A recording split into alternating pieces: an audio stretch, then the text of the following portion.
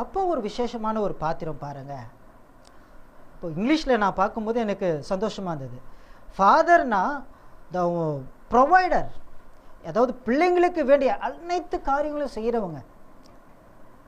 டேடின்னு கூப்பிட்டிங்கன்னா அவர் வந்து ஃபீலிங்ஸை புரிஞ்சுக்கிற ஒரு ஒரு வார்த்தை தான் டேடி.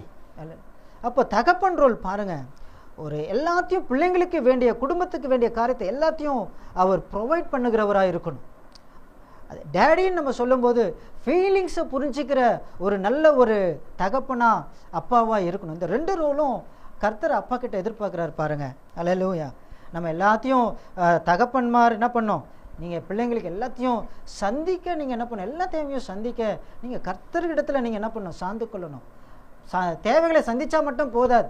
இதை ஆண்டவர் இந்த நாட்களில் இந்த வார்த்தையை உங்ககிட்ட பேசுகிற ஒரு நோக்கம் என்ன தெரியுங்களா? தகப்பன்மாரெலாம் ஒன்லி ப்ரொவைடர் மாத்திரம் தான் இருக்கிறாங்க, டேடியாக இருக்கிறது இல்லை, ஃபீலிங்ஸை புரிஞ்சுக்கிறதே கிடையாது. ஆனால் ஆண்டவர் இந்த நேரத்தில் உங்களை மாற்ற விரும்புகிறார். நீங்கள் நல்ல ஒரு ஃபாதராகவும் நல்ல ஒரு டேடியாகவும் இந்த 2 ரோல்லையும் நீங்கள் பிள்ளைங்களுக்கு ஆசீர்வாதமாக இருக்கணும்னு விரும்புகிறார். அல்லேலூயா. ஆமென். Praise God. இன்னொரு வசனத்தை பார்ப்போம்.